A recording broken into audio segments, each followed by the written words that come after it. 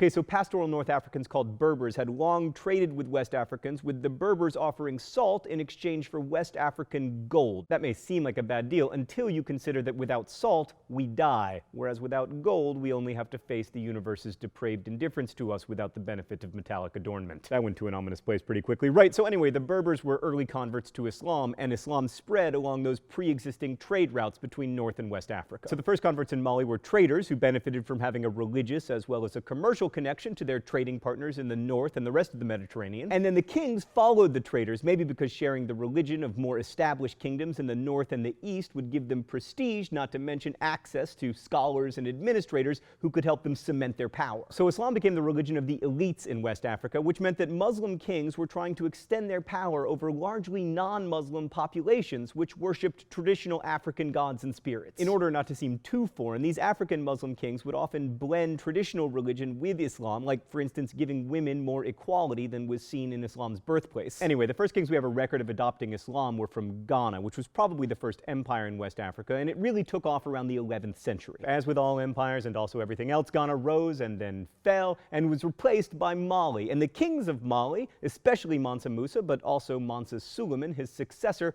tried to increase the knowledge and practice of Islam in their territory. So, for example, when Mansa Musa returned from his Hajj, he brought back scholars and architects to build mosques. And the reason we know a lot about Mali is because it was visited by Ibn Battuta, the Moroccan cleric and scholar who kind of had the best life ever. He was particularly fascinated by gender roles in the Malian Empire and by Malian women, writing, "They are extremely beautiful and more important than the men."